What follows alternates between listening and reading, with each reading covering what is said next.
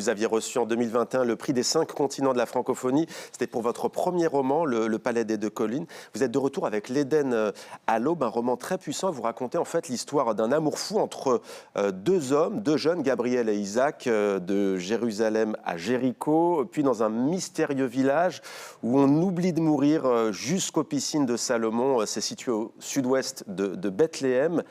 Là où vous avez grandi, pas où vous êtes né à Jérusalem. On n'est pas loin du camp de réfugiés palestiniens de Daïché. Qui sont ces deux jeunes ? Alors, L'Éden à l'aube, c'est vraiment une histoire d'amour entre deux jeunes Palestiniens. Je tiens quand même à dire que c'est un roman qui a été écrit bien avant la période actuelle.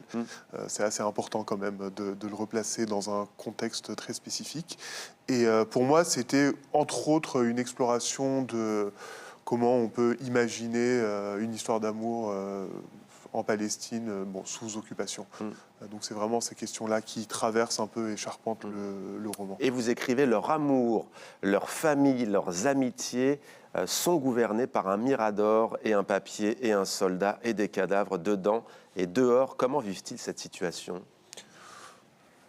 Comme tous les Palestiniens, c'est-à-dire chacun avec son prisme particulier et quelque chose qu'on a du mal, je pense, souvent à imaginer, c'est en quoi l'occupation, justement, définit tous les pans d'une vie, en fait, du plus intime au plus politique. Et là, ce qui m'intéresse, c'est le plus intime, en fait. C'est comment on vit ces choses-là entre deux personnes dans l'intimité.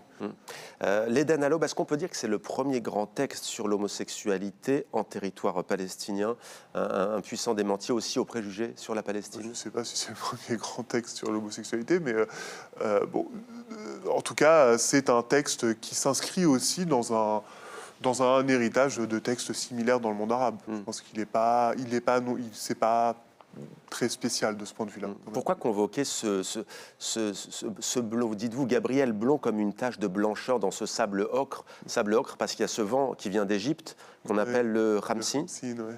Oui. En fait, c'est un roman qui est complètement dans l'imaginaire. Ça, c'est très important aussi. C'est-à-dire que je ne suis pas dans le témoignage sur la Palestine. C'est-à-dire que j'estime que la Palestine, comme partout, est un territoire de l'imaginaire et qu'on a droit à l'imaginaire. Et donc, je place cette histoire dans une saison qui n'existe pas, une espèce de moment où un vent, le Ramsin, qui est un vent qui existe, souffle pendant 6 mois. C'est-à-dire que je revendique très fort le fait que c'est un texte fictionnel et pas un texte de témoignage. Qui permet aussi le rêve et l'espoir. Ouais. Vous êtes, je l'ai dit, né à Jérusalem, vous avez grandi à Bethléem. Est-ce que l'écriture vous aide à faire face aux tragédies en cours au Proche-Orient que vous avez évoquées ? Est-ce que l'écriture permet quelque part de vivre un tel deuil à distance ? J'aimerais bien dire oui, mais parce que j'y crois quelque part. Mais en réalité, l'écriture paraît très peu de choses face à ce qu'on voit. Et je tiens quand même à souligner cet aspect-là. C'est-à-dire que je suis très content d'être ici avec vous aujourd'hui en toute sécurité. Mais au même moment, mes collègues, donc des écrivains et des écrivaines de Gaza, se font massacrer. Et c'est très étrange comme position d'être là avec son livre, à en parler dans ce moment précis. L'écriture permet au moins, c'est pas grand-chose, mais au moins ça, peut-être de faire entendre un peu des voix palestiniennes qu'on entend quand même assez peu en France, par exemple.